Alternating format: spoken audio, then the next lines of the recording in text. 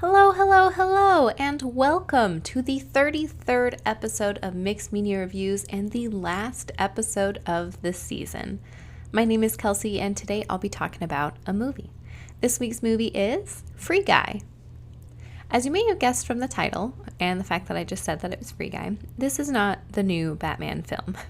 I was going to watch that, but my TV had logged me out of HBO Max, and it was honestly just easier to watch something else on a different platform than to try to figure out what that was. And I hadn't seen Free Guy yet, and that was something that I had wanted to watch, so I figured I'd just check it out finally. I am pretty sure I had seen the trailer for this movie at some point, but I do not remember anything about it.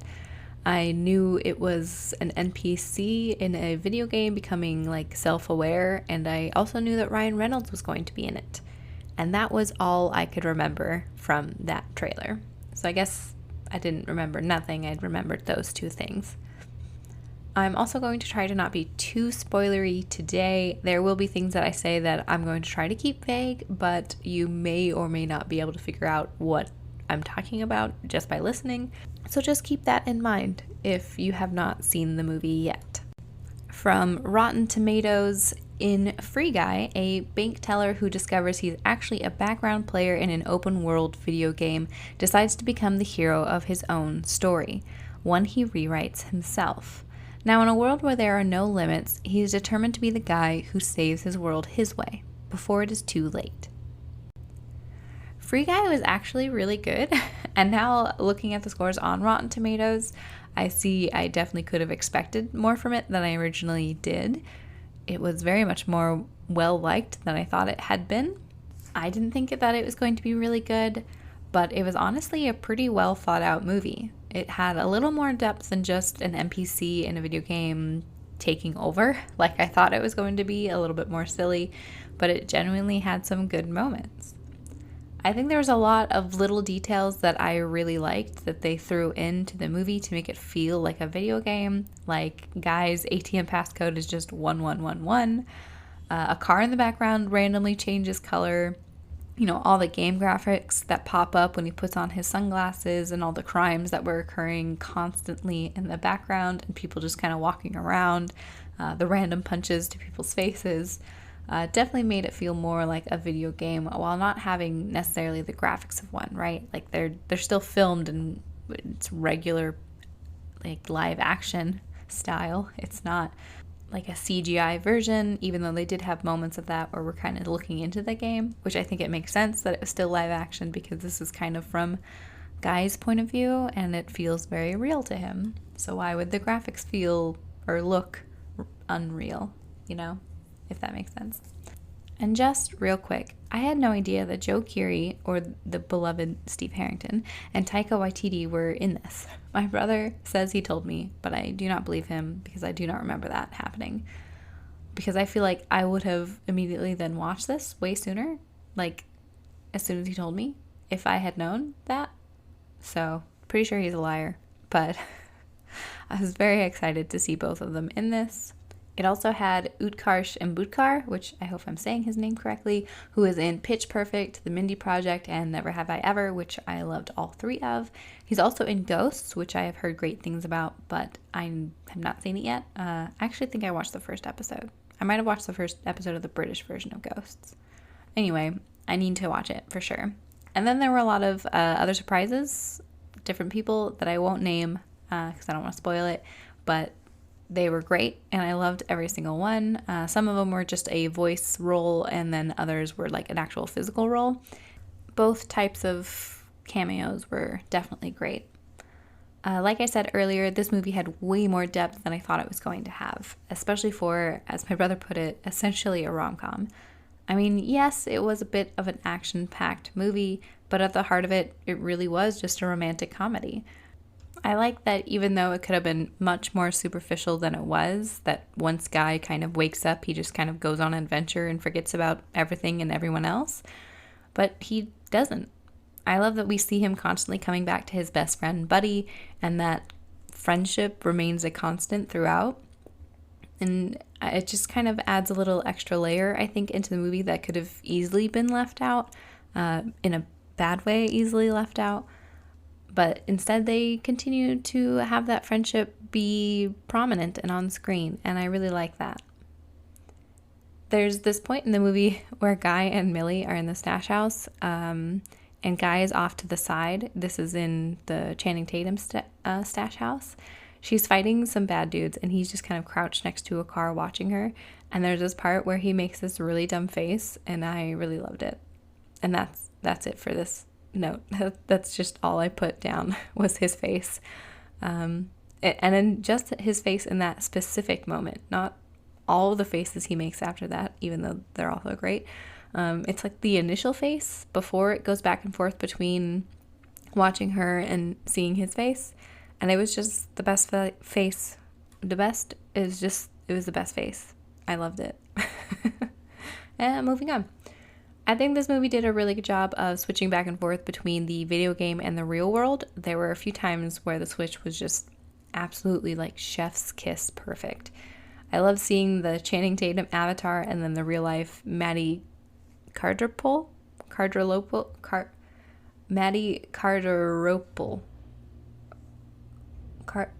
don't know how to say his last name. I tried looking it up and I couldn't find any videos of people saying his last name.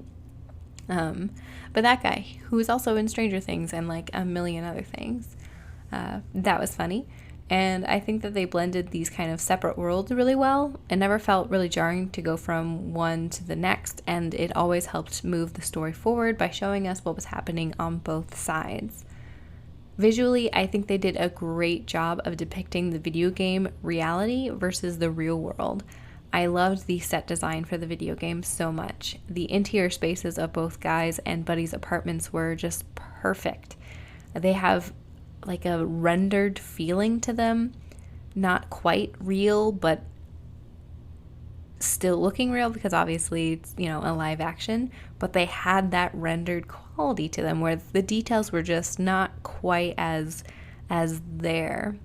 Everything was very flat, very organized, very put in a place, and I really loved that. I also really loved Channing Tatum's stash house. It reminded me of the rare book and manuscript library at Yale. And if you don't know what that is or what that space looks like, definitely Google it. It's a gorgeous space, and you'll immediately see the similarities, and it's probably a direct inspiration. The walls for the library are very thinly cut marble, so sunlight gets filtered through that marble, and the inside has like this warm glow about it. In a lot of the pictures, it's more reddish, even though the marble itself is more of a white and black striation. I've never been in the space, so I don't know what it actually looks like in person, because I've seen pictures where it is kind of a dimmed filter light that looks more realistic than the red. But whatever. I'm going on a tangent now. But the slabs of marble are set within like this concrete grid structure that's kind of not super linear, but has a little bit of curve to it, which is like directly what it looks like in that stash house. So pretty sure, again, it's a direct like inspiration from it, even though I think they used onyx or something, not a marble. But gorgeous space, and I really loved his stash house because I like the library, so of course I'm gonna like the stash house. And I love that when you contrast these digital spaces in a way with the real world spaces, you notice just how much messier and lived in the real world ones are. They have more detail, more depth, more color. Even without people in the sets, you'd easily be able to tell which spaces were real and which were virtual. The set designer just did such a great job.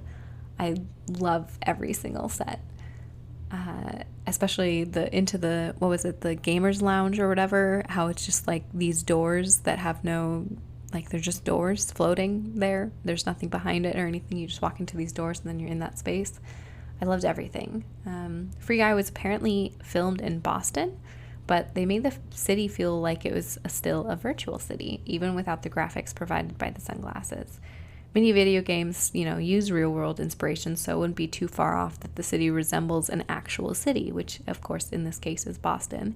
But they added the generic city things that made it that much more like a video game, like the emblem on the outside of the bank that Guy works at and all of the like signs and everything else that's kind of around. Not to mention you add in all the NPCs with their generic dialogue, and it's like you're right there in a video game. And then switch to the architecture scene at the end of the movie where everything was much more like fantastical because of that world. And you can see the difference in the spaces of one trying to mimic reality versus one that was not really trying to mimic reality.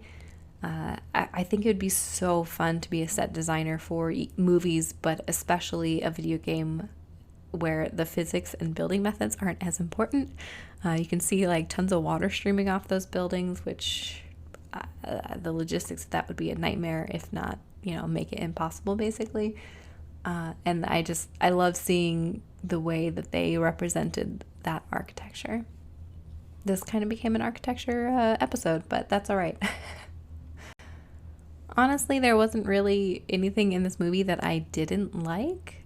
I thought it was really well done. That being said, I'll just mention a few things I maybe wish that they did more of. I definitely would have liked to see Joe Keery in the video game setting like more.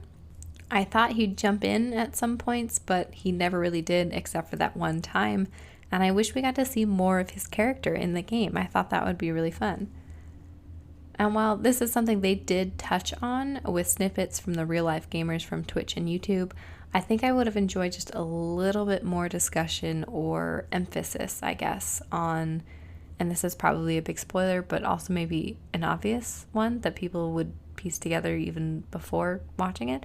But the fact that they actually had AI created and that Taika Waititi's character was kind of mass murdering like AI life, which seems like it'd be a big deal.